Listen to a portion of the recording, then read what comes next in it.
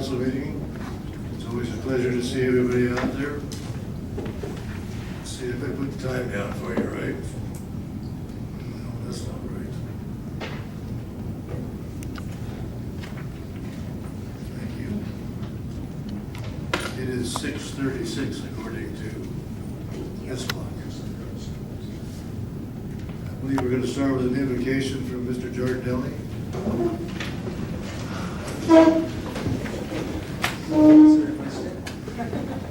Thank you, Mr. Mayor, Pro Tem. I'd like to have everyone bow their heads, please. Dear Lord, thank you so much for this community and for these people. They give up their time, they give up their energy. Lord, be with them tonight as they decide issues that are important to all of the community, Lord, and give them the strength and the knowledge that there are many, many people in this community that genuinely appreciate the sacrifices that they and their families make. Lord, I'd like to lift up the Green family, especially tonight. Mr. Green has done so much for this community and is going through a very difficult period. Lord, I ask that you give him peace, that you give him strength, and that you also give him the knowledge and the understanding that the community cares deeply about him and his family, and that is there for him. We ask all these things in our Lord's precious name. Amen. John, would you mind leading us to the flag salute while you're Be honored. Thank you. Please say with me, I pledge allegiance to the flag of the United States of America and to the republic for which it stands, one nation, under God, indivisible, with liberty and justice for all.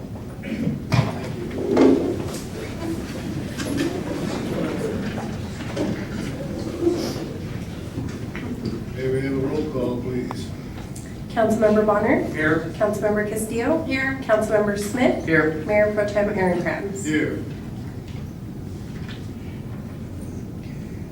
Do we have anything to report out of closed session? We do not. Okay, thank you.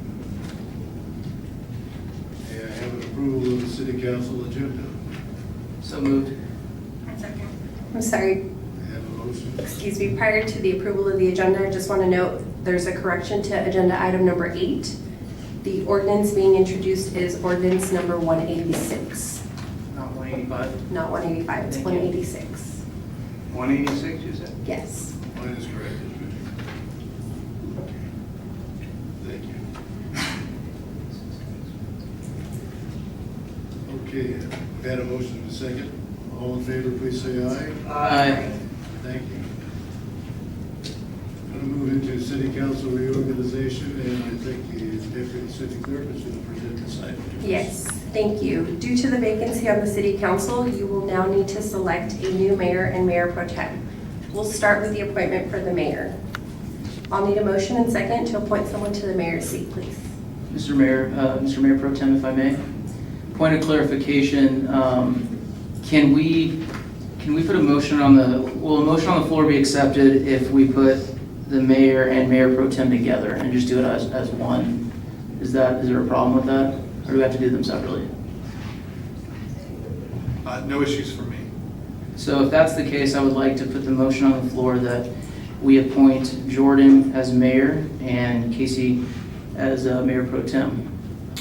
I will second that. We have a motion and a second. I guess that will require a roll call. Yes. Councilmember Bonner? Yes. Councilmember Castillo? Aye. Councilmember Smith? Aye. Mayor pro tem Aaron Kranz? Aye. Motion carried. We have a new mayor and a new mayor pro tem. Thank you, everybody. Keep moving right along then to committee assignments. I don't know if you all had any time to review the various assignments, but I believe the city clerk was going to present this as well. Yes, thank you, Mayor. At this time, the City Council will need to review the 2019 agency and committee assignments and appoint council members to fill the vacancies. The current committee roster was included as part of the staff report. We currently have vacancies on the following: the Canyon Lake Finance and Planning Committee, we need a chair. The Canyon Lake Emergency Preparedness Committee, we also need a chair. The Lejua Committee, we need an alternate. The Western Riverside County RCA, we need a delegate. The Western Community Energy JPA, we need an alternate. And the Northwest Mosquito and Vector Control, we need an alternate. So if we can just go down the list and I'll make notes of your changes. Would you like me to suggest what I think some changes should be? I think that would be appropriate. Okay. Well, starting off with Leisure, I think I may have missed one, but We can start off with the Finance and Planning Committee. Mr. Mayor, if I may have a suggestion on that? We're on the subcommittees, correct? So it's been brought to at least my attention, and I think most of you would agree with me that right now we currently have it, we're on Tuesday morning at 8 a.m. we have our first finance meeting, and then at 9:30 we have our public safety meeting. So this creates some issues because it's in the morning, so a lot of people are working, they can't attend. I know we've done this before, we've decided to have it in the evening.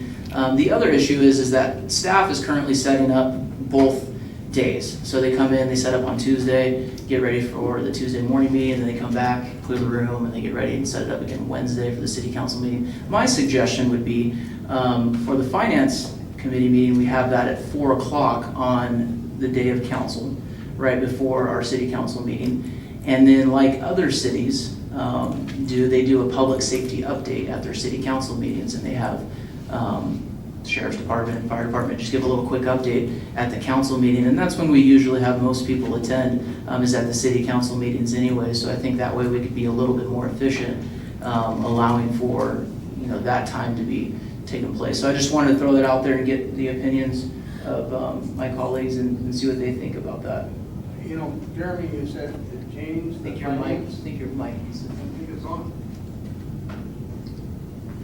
The finance to 4 o'clock on, and how about the public safety? Speak in the microphone. Speak in the microphone. Public safety, leave it alone? Public safety, the intent would be to allow for a public safety update to take place at the actual city council meeting. Or not have a public safety committee? Correct. Why? I'll say it again, 2 reasons more so. Attendance was obviously a factor. Other cities do this regularly as is. The normal protocol is to give a public safety update at the city council meeting and allow time for that. My thoughts on that, having attended the finance committee meeting and being on the public safety committee, I think that's a great idea. I think we would probably get more attendance for both. At the last public safety meeting, the only people in attendance were the committee members and the people presenting to those committee members. So additionally, that would also provide the public safety updates to be televised. Right now, they're not. And then the community would actually get to hear from Lieutenant Sims and the fire department and community patrol if they missed the update at the POA meeting. They can hear it from the city council meeting. If we have any questions, those individuals still will be presenting to us. I don't think the information changes at all. It just may make it convenient for everyone. are we squeezing things at 4 o'clock to have a finance committee meeting? I don't think so. Closed session usually begins at 5:30. That gives us an hour and a half. I've been on the committee, and we've had some pretty serious stuff, and I think the longest meeting we've ever had is an hour and 15, hour and 20 minutes. So, we could do it at 3:30 then, for that cushion. Our last public safety, or our last finance meeting was 30 minutes. Yeah, we wrapped that one up in 30 minutes, and Will we still have an executive session at 5:30? will we still have, say that again? A closed session? Executive session at 5:30? A closed session? Yeah. Yes, absolutely. Yeah, okay. Okay. I personally don't have an objection to that, and I don't know how the two of you feel. Randy, I'm sorry? do you have any objection to changing that? Okay, We'll try it. then I guess we need a motion to do that. do we need a motion or a roll call or? We'll need direction to staff. We do have a resolution in place right now, so staff will need to revise the resolution and bring it back at the next council meeting, indicating those changes. Okay. You want to make a recommendation? Yeah, I'll make the recommendation, absolutely. I'll second. Very good, so we will prepare a resolution to bring back to the next council meeting. In the meantime, we can go ahead and implement that starting in October. We just want to, we'll agendize that, the new dates and times for the meetings. And I think Jordan brings up a good point. If we have, a finance committee meeting that we think it's going to be lengthy, maybe we publicize the fact that it's going to be at 3:30 as opposed to 4 because there's, more serious items to go through, and that way we can make that note. Well, and also on the flip side of that, if we do not anticipate needing a closed session, we could start it a little later. too. Yeah, absolutely. I think that's great. And although it probably wouldn't show up on our financial statement, there is some cost savings involved with this as well. Yes. So I think that's a great idea. Okay, good. We still need to address the committee vacancies. Right, well, we took 2 of them at one time there, right? Now, I was talking about Leisure. Casey, you are the chair. And I would like to suggest that Randy, would you be the alternate of Leisure? Sure. Perfect. Finance? No, Leisure. Leisure. Oh, okay, sure. How about finance? Did we decide on finance? Who's gonna be on finance? No, we're not, are we changing it this time or are we waiting until December? Yeah, we currently have a vacancy on finance and Oh, planning. that's correct, we do, I'm sorry. Well, finance, I think that Jeremy and Casey have been handling that the last couple of meetings successfully. I've heard, I haven't attended them. So if that is okay with everybody. There's been finance meetings? Yeah, it's been going smoothly. Pretty short ones, yes. Yeah, no, it's been going very smoothly, so. Well, Mayor, I have, I'm gonna say it and I'll be done with it. It's not capability, it's not knowledge, it's experience. And I've been on the finance committee or the chair since 2010, and other than the 2 years I wasn't on the finance committee. And there's a lot of history that went over the years, okay? And not having anybody that's been over 1 term on the finance committee, and we have a city manager who's incredibly good, but he's been 6 months, okay? I don't think you got the experience on the finance committee. But if you want to do that, that's fine. Well, I think that's how you gain the experience as well, as being on the committee. As I think Mr. Talbot out there in the audience remembers that he and I were thrown into the fire quite early on the finance committee. It was a fire. Although I will admit that I think he knew more than I did, so I'll defer to that. The only thing I would say to that is, I know Jeremy's been on the finance committee, I have not. But I feel like I've been helpful in reducing our city attorney bills. I found some other issues in the finance bills that I looked at last month where we were paying for things that the POA should have been paying for. So I do take it seriously, and I do go through it with a fine tooth comb. So I guess that's what I would say. It's up to you, I guess. Well, I don't want to, there's only 4 of us here, and I think I know the 2 of you, you would vote, and Randy seems to be in opposition to it. I don't want to create a problem. I'm not necessarily 100% in favor, nor am I opposed to it at all, so I would like to let the recommendation stand that the 2, you and Councilman Smith, remain on the finance committee. If we could just get clarification for the minutes as to who you would like as the chair and who you would like as the member. Well, I think that Jeremy has been filling in for Mayor Green in that position, so I would suggest that he continue in that role. Okay, perfect, thank you. That's noted. If you accept that? That's, yeah, I accept it, that's fine. That's great. Okay. Vector control, I would like to have Councilman Bonner be the alternate on that, if he would. On which one? Vector? I don't see a reason to do that. Pardon I don't see a reason to do that. I've had no experience on the mosquitoes and all that, and so I don't think I'm gonna offer any to them. me? Well, we haven't really had an alternate all these years, but we can leave the position open unless somebody here would like to volunteer to serve on Vector. Hey, Jordan, can you tell me what days they meet? What day did we? Yes. The third Thursday at 4 o'clock. It is the same time as Leisure, or I would offer.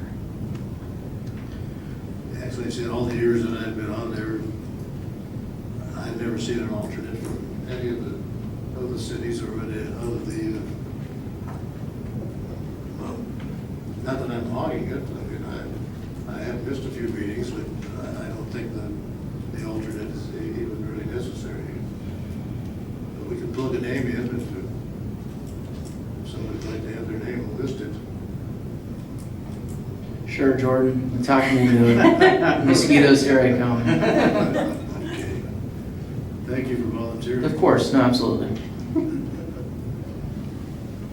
RCA, Jeremy is the, yes, here now, and who's the alternate? That's me. So I'm currently the alternate. I've Currently been the subbing alternate, Larry. for Larry, yeah. Excuse me, that's correct. Well, I think that we should make you the lead man, and Randy, would you serve on RCA? Sure. As an alternate, thank you. And we have WCE, which we're not participating in a whole lot, but I'm the primary member, and Randy, would you like to sit on that as well as an alternate? On which one? The WCE committee it's the offshoot of WRCOG that we haven't really participated in regards to Are starting. you talking about the Western Community Energy Yes. as the alternate? Okay. Okay. Have I missed anything other than emergency preparedness? I think we covered them all. What do we say, emergency preparedness? Emergency preparedness, yes. That's Who's the that? one. Well, We're just going to kind of leave that open for now? or Yeah, we- staff's recommendation is that we hold off for now. The group isn't scheduled to meet again until October.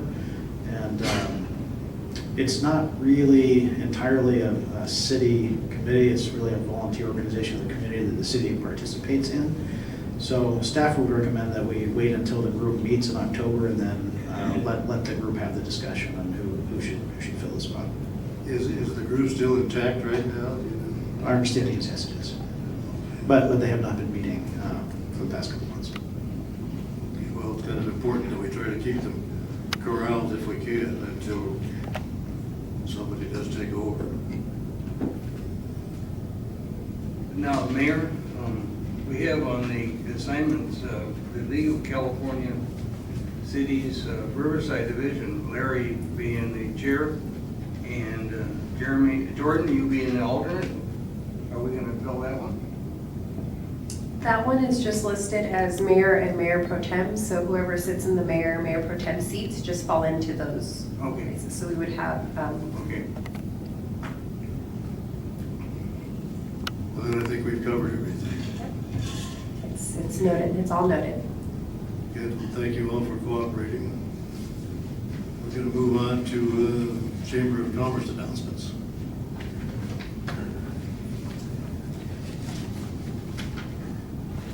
Thank you, Mr. Mayor, Mayor Pro Tem, Council. Our Our first is our heartfelt condolences for Larry Green and his family as a chamber. Absolutely. Sparrow will be missed. She was an amazing woman, and she was always fun to talk to. And the chamber also has 2 new members, Doris Alexis Prince from Total Concept, and Brittany Arnetz of Sage Realty, 2 new members. And as you know, coming up is our 9th annual Oktoberfest, September 28th, 4 to 9 at the Town Center. We could really use a hand setting up. We've hired some workers from the POA and what have you, but we'd really like to get some volunteers out to help. I'm going to be the first to admit I'm getting too old to crank those lights up. Anyhow, if anyone would like to help us, I'm sure there's a sausage and a beer in it for you somewhere. Now you're talking. Well, I knew I'd get someone.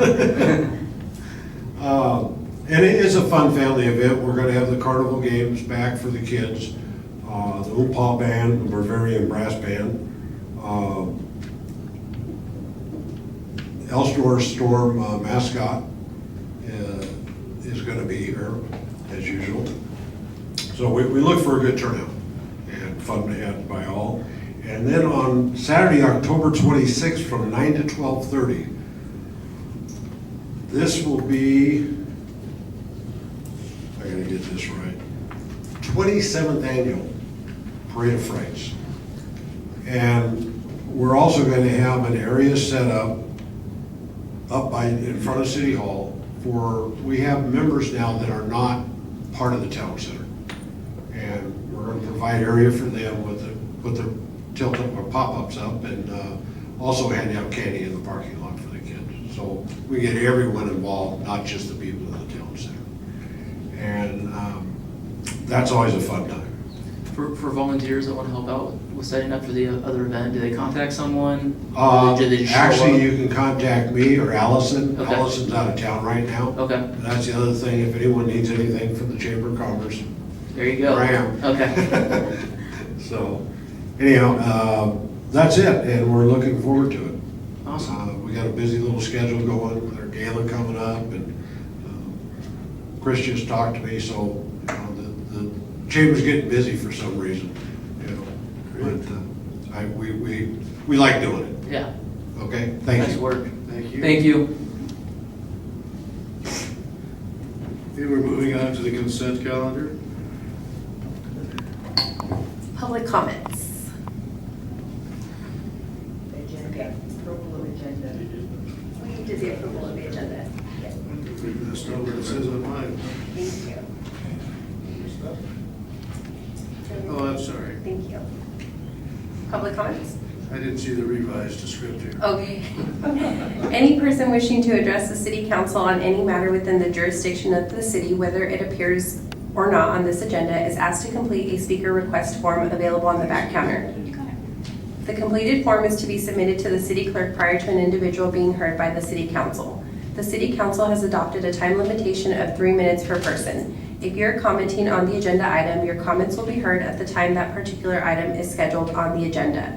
Please note that if you're addressing the city council on items not on the agenda, the Brown Act does not allow discussion of such items.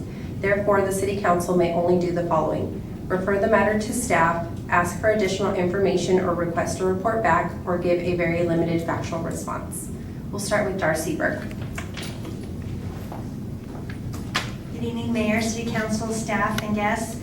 I wanted to talk a little bit about an article that was in the Press Enterprise on something called PFAS in water. And that stands for per and polyfluoroalkyl substances, which of course everybody talks about at the dinner table. You find these substances in Teflon coating on cookware, in your shampoo, on your facial scrub, on your clothes, in any textiles, pretty much anywhere they were used, throughout manufacturing of different types of chemicals, and they are found everywhere. They don't dissolve in water easily. So recently, actually 2013, the US EPA required public water systems to start testing for them and see what levels they detected. Currently, the regulation says 70 parts per trillion. So that basically means 70 drops in the Rose Bowl.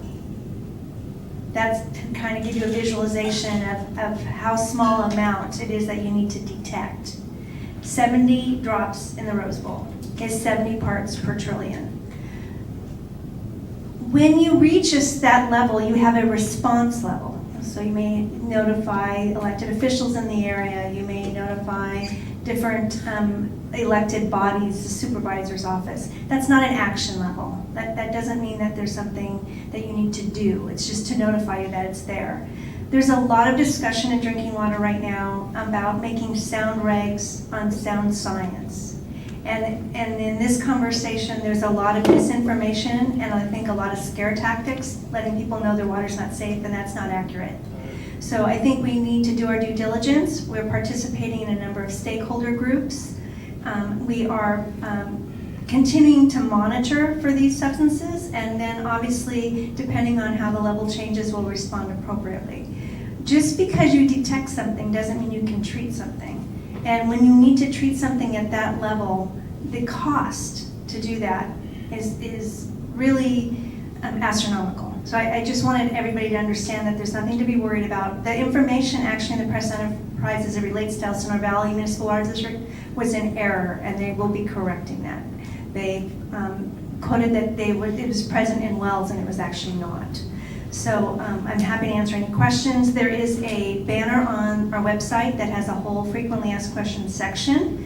There is also a phone number someone can call if they're concerned and speak directly to water quality staff. So that's what I wanted to talk about this evening, as well as on behalf of the entire board of Elsinore Valley. We want to thank Larry for his service and wish he and his family our deepest condolences. Thank you. Excuse me, Darcy. Yes, Is this the article that was in regards to testing the wells? correct. And it showed that EVMWD was the only one that had wells that failed the test? That's correct. They said it to point, there were 4 wells, and actually none of the wells had any detection. There was some detection in Canyon Lake, but not to a level that we needed to do anything in an action level. But there were no presence in wells. That was a misprint. So that was not true? That was not accurate. Or not accurate? Okay. But all the other wells that were tested elsewhere didn't? I wouldn't validate any of the information in that article. Okay. And my understanding is there's going to be a follow-up series because a lot of people question the accuracy and validity of what was printed in that table. And unfortunately, they made the headlines right away and people read it, and that's what they're going to remember, not necessarily the reprint about what is accurate. Well, that's true, because that's what I remembered. Exactly. But again, my phone number is on my website, burkeforwater.com. My cell phone number, I get to everybody. If they have a question, I'm happy to talk to anybody. Well, good. We certainly appreciate you clearing that up then. Thank you. Thank you for your time. Thank you for your report. Next, we have Rich Moline.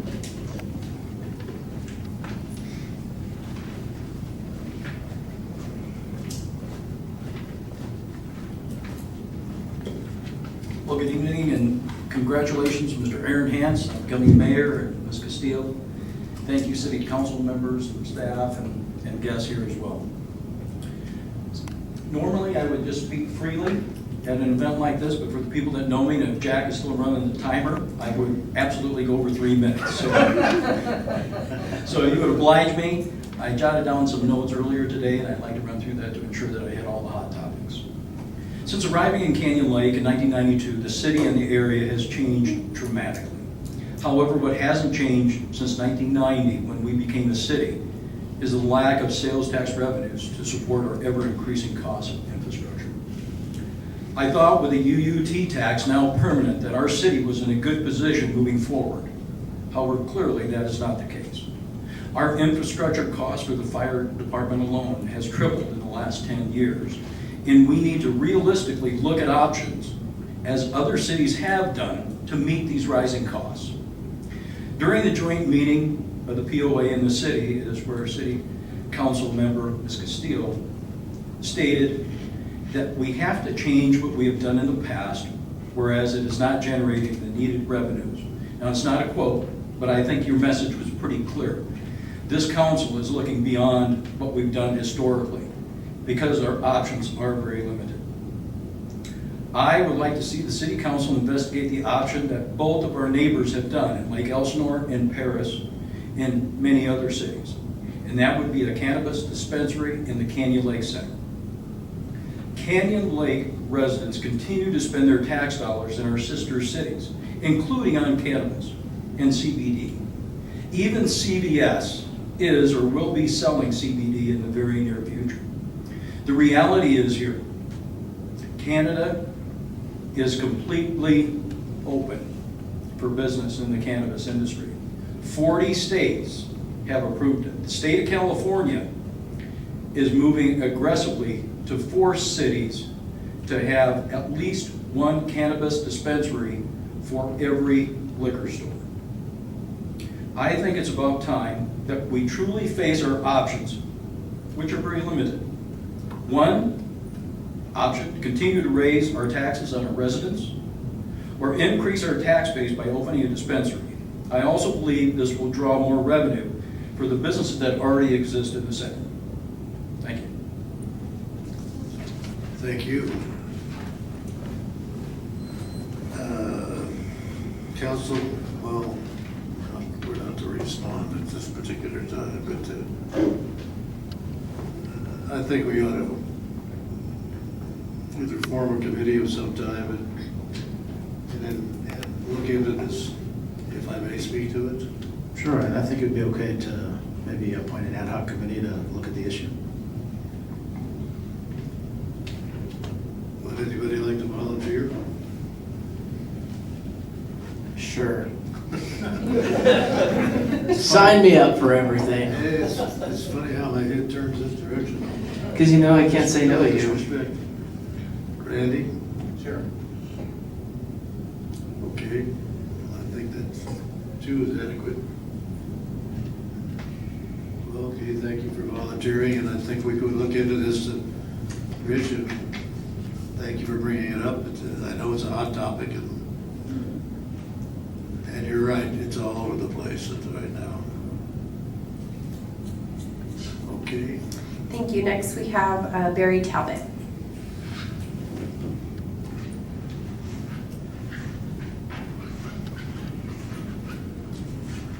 Good afternoon. Thank you for your service. It's a pleasure to be back on this side of the table. Just a couple quick comments, really. As far as it's kind of on the agenda, kind of not, but on the timing of the council meetings and things, we toyed with that a little bit a few years ago, and it didn't really make much difference whether it was 8 in the morning or 4 in the afternoon. It really didn't make any difference. And along the same lines, I'm shocked that today, of course, I haven't attended it either, but the public safety meetings 8 years or so ago was attended by 25 or 30 people on a regular basis. So I don't quite understand it. There's still the same issues out there. Sometimes it's even a little bit more complicated. But I don't know whether we're getting the information out to the community about the time or about the agenda for the meeting. I don't know what it is, but it might be worth looking into.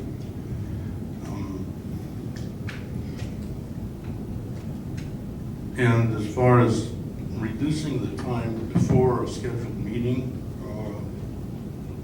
in the afternoon before a meeting coming up, and especially with public safety or something like that, it seemed like we're devaluing the most critical issue that we're responsible for as a city.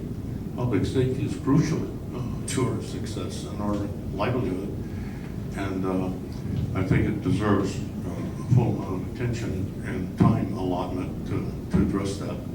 But that's for your future discussion. I just wanted to get down to comment. Thank you again for your service. Thank you. Can I give a quick answer to that?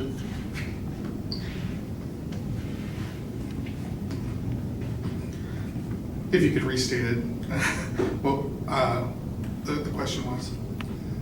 Not the question, I just wanted to clear up as to why the attendance is not what it was years ago in public safety. If not, I'll keep my mouth shut. No, I think that would be fine. Well, several years ago, when I was on the Public Safety Committee, we did have a larger group of people that attended, but they were all here to complain about the POA's security system. Nothing to do with the city whatsoever, and nothing that we could do about what their complaints were. So we kind of put a stop to that type of questioning at the public safety. We wanted to keep it strictly city business. And all of a sudden, the place was empty. Nobody had any complaints about the city. With all due respect to the POA, but I mean, that's really what took place at those meetings. That's all I have to say. Thank you. I have no further cards. Okay, thank you. Okay, I think we could probably go on to the consent calendar now. Yes. All items listed on the consent calendar are considered to be routine matters, status reports, or documents covering previous city council action. The items listed on the consent calendar may be enacted in one motion. With the concurrence of the city council, a council member may request that an item be removed for further discussion. Staff recommends approval of all items. Does the council have any items that they would like to pull? I have to abstain from the minutes because I wasn't here on August.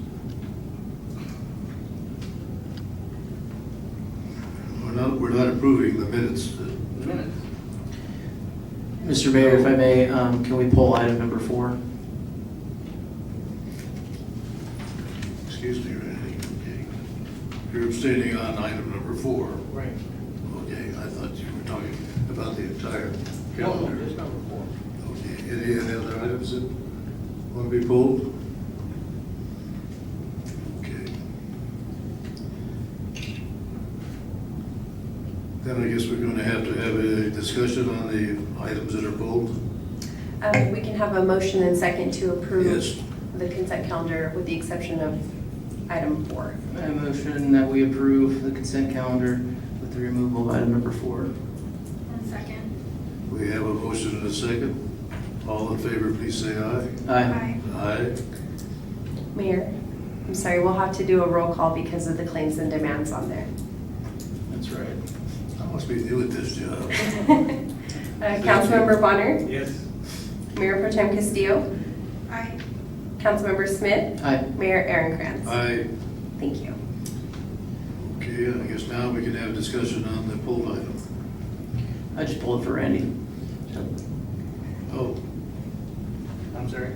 Just, I abstained for the minutes because I wasn't here at the meeting. okay. Well, then, I motion that we approve item number 4 on the consent calendar. Second. we have a motion and a second to approve item number 4. And once again, we need a roll call. Councilmember Bonner, Abstain. Mayor Pro Tem Castillo, Aye. Councilmember Smith, Aye. Mayor Aaron Aye. Motion carried with Councilmember Bonner abstaining. Thank you. Moving on to business items. Item number 6 is in regards to the city council vacancy. So we're going to adopt an urgency. Would you like to read that? Yes, thank you. Good. On Monday, August 19th, staff received a letter from former Mayor Larry Green resigning from the city council and from his position as the mayor. The resignation became effective on Tuesday, August 20th. The city council has never adopted a policy for filling vacancies. Because of that, we are required to follow the California Government Code. Government Code 36512 states that the city council shall, within 60 days from the commencement of the vacancy, either fill the vacancy by appointment or call a special election to fill the vacancy for the remainder of the unexpired term. The council has 2 options. As stated in the staff report, your first option is an appointment. The council has complete discretion to make an appointment. The only requirement is that the person appointed be at least 18 years old and a registered voter of the city of Canyon Lake. Staff recommends that the council adopt urgency ordinance number 184 regarding filling council member vacancies, along with resolution number 2019-33 establishing a city policy to fill vacancies. The second option is to call for a special election. Should the council choose to hold a special election to fill the vacancy, the next regularly established election is March 3rd, 2020. The council would need to adopt a resolution calling for the special election no later than Friday, December 6th. I did speak to the Riverside County Registrar of Voters, and they estimate the cost of a special election to range between $21,000 and $31,000. If council agrees with staff's recommendation and chooses option 1, staff would immediately begin to work on the appointment process. Please note that an appointment would have to be made no later than October 19th. Otherwise, a special election would automatically be triggered. Okay, thank you. Council have any questions? Staff? I got a few questions, Mr. Mayor. Fill us in a little bit on the timeline. So this upcoming Monday is going to be when applicants are allowed to, next Monday? Right, so if the council, Go ahead, I'm sorry. if the council opts to proceed with appointment, we'd recommend the council adopt the ordinance and the resolution before you this evening. Staff would then prepare an announcement to go into the newspaper, to the Friday Flyer, announcing that we'll be seeking applications. We would recommend opening the application period on Monday, September the 16th. Okay.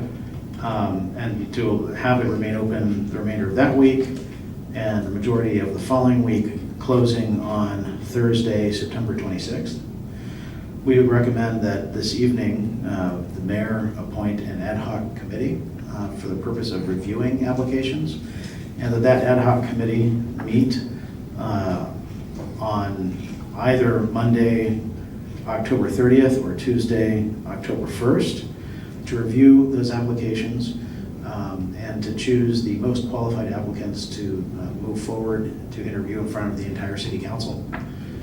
We would recommend that the city council meet in a special meeting on Monday, October the 7th, to interview the applicants recommended by the ad hoc committee, to ask questions, to deliberate, and then to make an appointment on the 7th.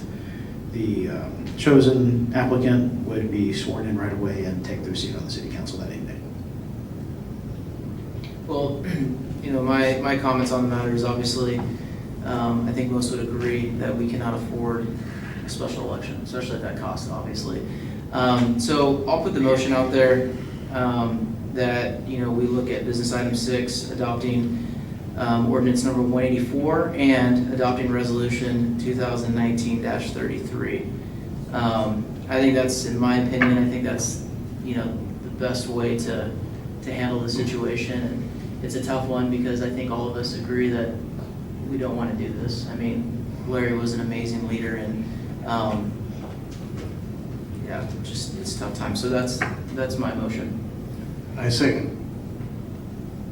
I would agree with that. I think we've done a good job choosing a city manager and a city attorney. I think we can move forward with another council member by appointment. Okay, well, before we have any further questions from the staff, any public comments to be made on this? I have no public comments. No public comments, okay. Just one clarification, if you can turn to page 89 of your agenda packets. Section D states the mayor may appoint an ad hoc committee to review the applications. We would just like to make a slight change to have it say the mayor shall appoint an ad hoc committee. It just kind of makes it a little bit more concrete, and it falls in line with what the policy states as well. Point of clarification, in order for the mayor to, we have to pass the resolution. So, right? Yes. We can't, okay, just want to make sure.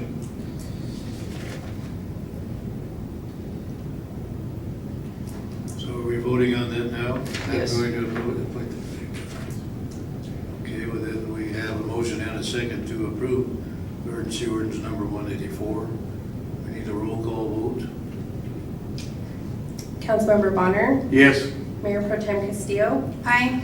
Councilmember Smith, Aye. Mayor Aaron Aye. At this time, I'm going to appoint an ad hoc committee. You mean I have the power to do that without asking anybody? Yes, sir. Yes, sir, you do, Mr. Mayor. Not looking at your direction this time. I think that, in my opinion, it would be appropriate for the two council members that are sitting on either side of me to be on that ad hoc committee if they're willing to serve. I'm willing to serve, thank you. Yeah. I'm willing to do it.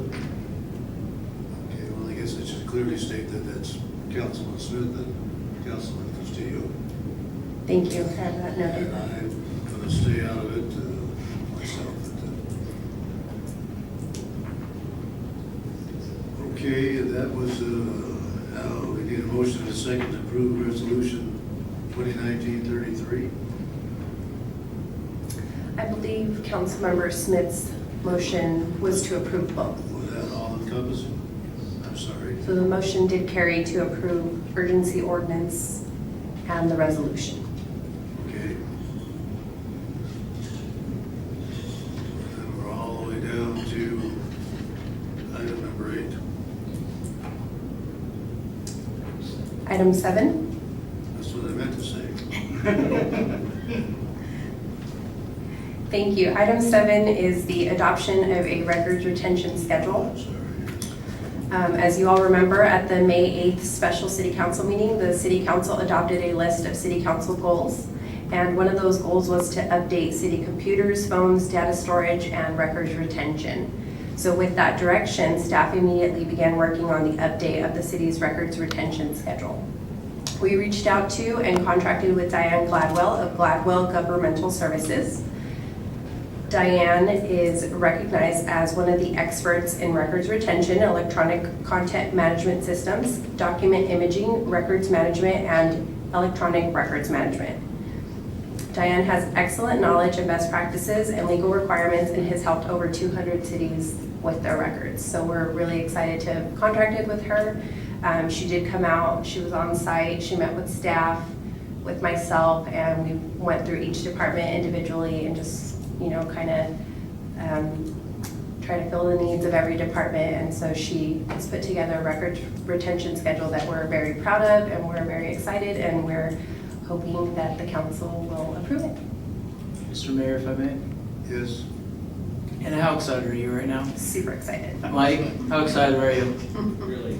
This is a long time coming, right? A long time coming. A long time, yes. I just want to say how excited I am that, this business item is finally in front of this council, because we are putting the city in the 21st century and we're streamlining things that should have been done years ago, and we're taking it very seriously. And I have to say, a lot of this came from Larry. This was his baby too, and he wanted this to go through. And I'm just excited that we get to bring this forth.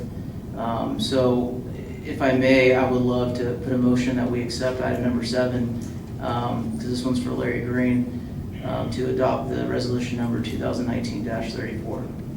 I second. I would also like to add that I know this was on our Canyon Lake City Council goals, so I'm happy to. Yes, check it out. I understand that we're going to do away with most of the obsolete records, and in the future, everything will be in the cloud.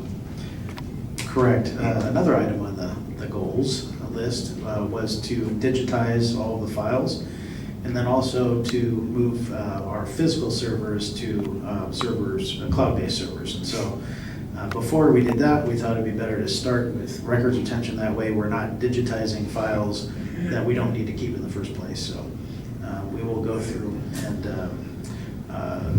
eliminate files that we don't need to keep and we shouldn't be holding on to forever. And then the next step is digitizing files and then moving everything to cloud-based servers. So there's going to be more room down there for the code enforcement when we get rid of all those file cabinets down. Yes, space, that's the plan. That's on the list, right? Goals, more space? Yeah. Does the public have any comments on this item? pretty easy so far tonight. Okay, then I believe we need a motion and a second to approve this resolution. So we have a motion from Councilmember Smith and I believe a second from Councilmember Bonner. We'll just go ahead and do a roll call if that's okay. Councilmember Bonner? Aye. Mayor Pro Tem Castillo? Aye. Councilmember Smith? Aye. Mayor Aaron Krantz? Aye. Motion carried. Now we're gonna move on to item 8. Very good, thank you, Mr. Mayor. So as we move through the year here and the holiday season is starting to come into view, we've started looking at our scheduling and office staffing, and people start thinking about asking for time off. It's caused us to take a look at, to pull out our employee policy manual and resolutions, and we realized that these policies haven't been updated since 1995. So. Say that again? Our holiday calendar hasn't been updated since 1995. Wow. So we thought we would take a look at kind of what's standard practice today. We looked at, we thought we'd use the county observes as kind of our main benchmark here. And so we're recommending that we alter our holiday schedule to do two things, to more closely mirror what the county observes, and secondly, to reflect what has been practices of the city in the past. One significant change that we're suggesting we not do as the county does. The county observes both Washington's birthday and Lincoln's birthday as two separate holidays. We recommend that we continue combining those into President's Day and observing that one holiday. This would add Columbus Day to our list of holidays, or if you prefer, Indigenous Peoples Day. And the other change that's significant is we're recommending that City Hall just be closed the week between Christmas and New Year's.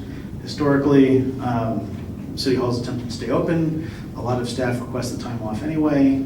And so we have such a small staff that it becomes difficult to keep the doors open. We don't have the staffing to keep all the departments open. And so very often the doors would close, but people who either didn't have the leave time to use or they didn't want to use their leave time would still come in, but they would just be sitting there with the doors closed.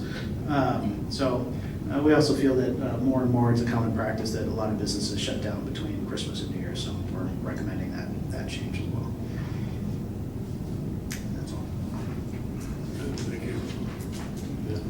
And Mayor, there was one additional change, I think, to Thanksgiving. We have it down as the third Thursday, because that's what state law says, but it turns out that Thanksgiving is actually the fourth. Can't rely on the state then. State law's out of date. Let's make sure our ordinance isn't. So we changed that. Thank you. I'd like to add a clarification too. I just wanted to point out that the attachment, the personnel policies and procedures was not fully updated. We included it as an attachment because we added or we modified the section that refers to the holidays. However, the rest of the manual was not looked at. So that is something that's on our to-do list. We will be bringing that back at a later time and it will be revised thoroughly. But any other little mistakes that we may find in there, all we did is add the section that we're referring to with this. Council have any questions on this? No, I think it's a great idea. Yeah, I think it's terrific, and I'm sure the employees are gonna love it too. And that's the whole purpose of most of this. Thank you for introducing that. Public have any comments? This is getting me awfully easy. Well, what does that do to vacation schedule? Pardon me?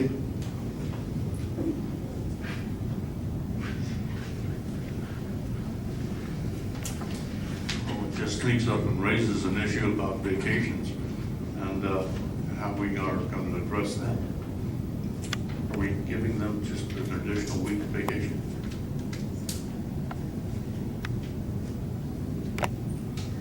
Would you care to answer that, Mr. City Manager? If you'd like me to, I'd be happy to, yes. The city has, I think 4 now full-time staff members, is that correct? Yes. 5. 5 full-time staff members. The rest of our staff are either contract or part-time. So this will have no impact on the city in terms of contract or part-time staff. We don't, part-time staff aren't compensated for time that they don't work. So in terms of staff gaining any type of leave time, the full-time staff would gain a little bit. I think we figured that it would be about, it wouldn't be a full week because you have the holiday itself, which usually falls on a, you know, if it's on a Wednesday or Thursday, even if it's the current policy, if the holiday falls on a Sunday, for example, then, you know, you get that day on a Monday. So, and then City Hall is not typically open on Fridays, so you're really talking about 3 days. Is that what we figured? It'll be a 3-day difference for the full-time staff. Thank you. Does that answer your question, Mr. Jonathan? Well, kind of. So now we got an additional 4 days vacation for staff, full-time staff. I'm sorry, you'll have to step up to the microphone. Agree with it.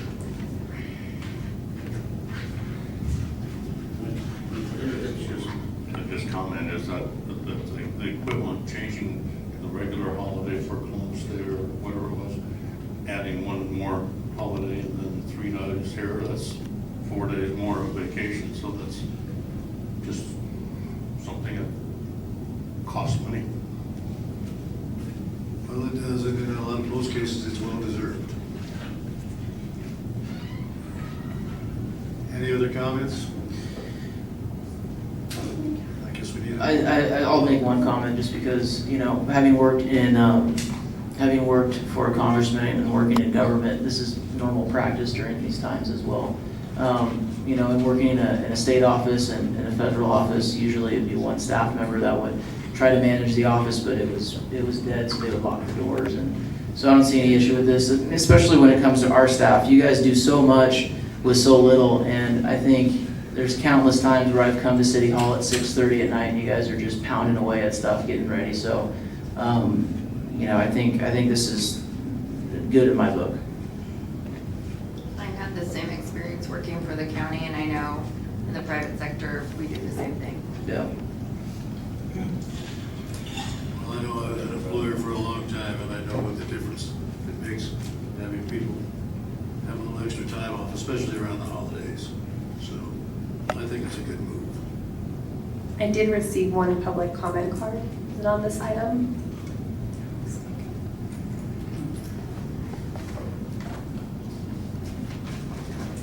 Good evening, thank you for your service. There was just a comment that there are now 5 full-time staff members, and I always believe in transparency. I think it would be a great idea to let the residents know who these people are. So if you could just enumerate the names of those people and what their jobs are, it would go a long way to helping us understand what City Hall is all about. Thank you. Thank you. Any other comments? Well, I believe we need a motion and a second to approve this new holiday schedule. I think I ran out of motions tonight, so. I'll make a motion. I'll second it.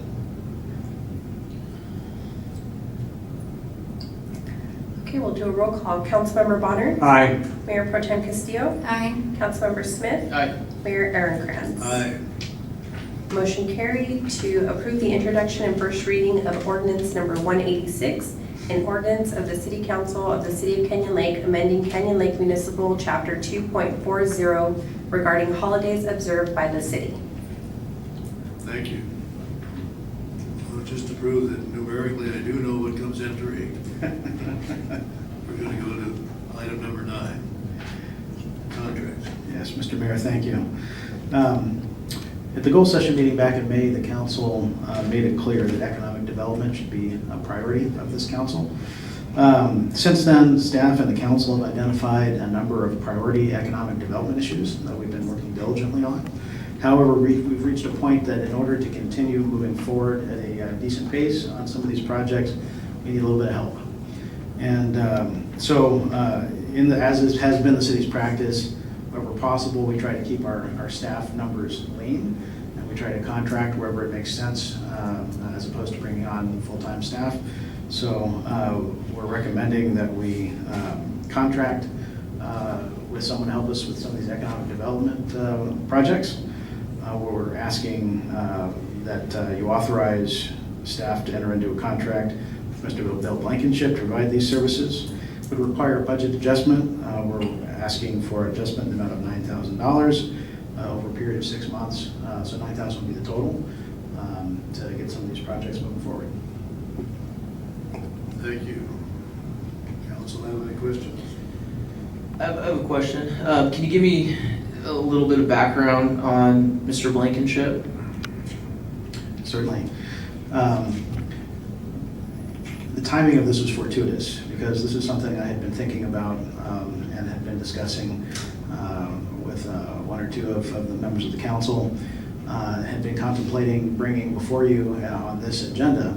And as I was thinking about it, Mr. Bill Blankenship, who probably most of you know, and maybe some people in the audience as well, left his position at the Building Industry Association, the Riverside County chapter, where he had been for 19 years, and is starting a consulting business. As you might imagine, he's uniquely qualified in that he has the built-in relationships both with building industry that we need to work with, but also on the political side. As an example, our efforts with relation to the BLM land is going to require a legislative strategy, and he's uniquely positioned to help us with those relationships and to get that ball rolling as well. So those two things are our need, and then him becoming available just kind of came together, and I thought this made an awful lot of sense.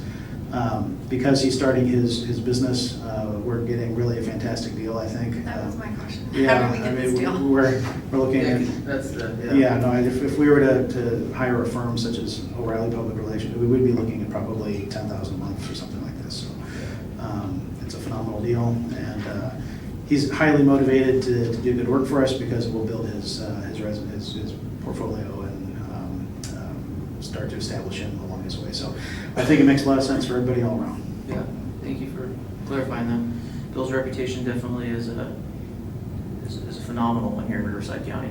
So Yes, I would say that we're very fortunate with all that you have on your plate now to do, that it wasn't being done before. It'll be welcome to have somebody to concentrate just on this. It's long overdue, of course, so I certainly approve of it. I think we've also been able to save money in other areas so that I don't see that the adjustment is going to be that impactful.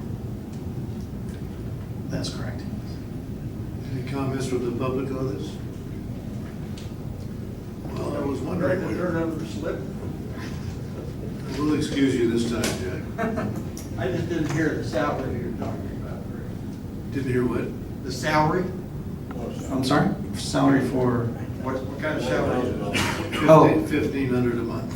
Right, so it wouldn't be a salary, it would be a contract, the flat amount of $1,500 a month for a period of 6 months. Okay. You're getting a pretty good deal for Bill. Absolutely, yes, sir. Mr. Riddle? Hello, everybody. Could you define to us what he's going to be actually doing? I mean, a term like economic development consulting services is wonderful. What is he actually going to be doing that you can't have done by your current staff? Please. I'm not sure I understood the question. Did you? I believe I did. Okay. Would you like me to answer that? Would you please? Happily, yes. Since the council adopted its goals earlier in the year, staff and council worked together to identify a number of specific projects. So Mr. Blankenship would be helping us take the lead on moving those projects forward. An example would be attempting to acquire the BLM property. We submitted last month to the BLM a letter officially requesting that we enter into a direct purchase agreement with them. It's going to be quite a process. Could take a number of years if we go through the direct purchase process with them. We think we can attempt to shorten that process by seeking legislative remedy, which would mean, for example, Congressman Kim Calvert putting legislation, federal legislation that would convey the land to the city. That happens fairly commonly across the country. It could be conveyed at no cost to the city. It would allow us to avoid NEPA, for example, but all of that would have to be, that legislation would have to be put together and crafted, and we'd have to get support for it. And we just don't have the staff in-house to handle a project like that. And he has the skills to do this, all those topics? Yes, sir. Yes, sir. Council, thank you.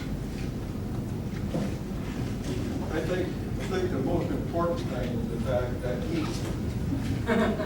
I think the most important thing that Bill brings to the table is he knows everybody. You've got a foot up on everything that you're going to do and try and BLM. He's going to be a tremendous help to you. Yeah. Okay. I would like to make the motion on business item number 9 that we authorizing the contract with Bill Blankenship for all the economic development needs that we have going on here in Canyon Lake. I think he'll be a huge asset. I second. We have a motion and a second to approve this contract. I believe we need another roll call vote. Councilmember Bonner? Aye. Mayor Pro Tem Castillo? Aye. Councilmember Smith? Aye. Mayor Aaron Kranz? Aye, Motion carried to approve item 9. thank you. Well, we're getting down to city manager comments. I have nothing else for you this evening. Thank you. That was quick. Now we'll go to the council reports. Councilmember Bonner. I just want to thank Jeremy to go to the last RCTC meeting. Thank you. And the roundtables are next week, Monday, Tuesday. Monday is the city POA, law enforcement, and the water district, and Tuesday is economic development. That's it. Okay, thank you. Mayor Pro Tem Castillo. Thank you. I also just wanted to thank former Mayor Green for his service and his mentorship. I appreciate his leadership, and we were very sad to see him go, but obviously understand.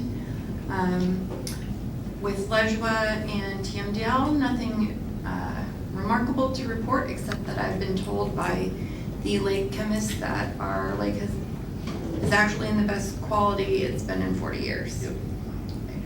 I cannot verify that myself because I am not a lake chemist, but that's what I'm told. And obviously that's exciting news for us.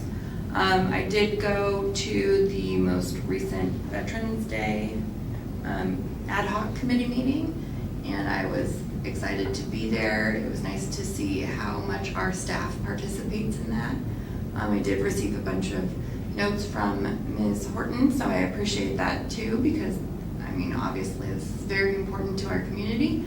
I was given a couple of tasks. Unfortunately, will not be able to make the next meeting, but I was very happy to be a participant. That's it. I'm happy to be your right hand, literally.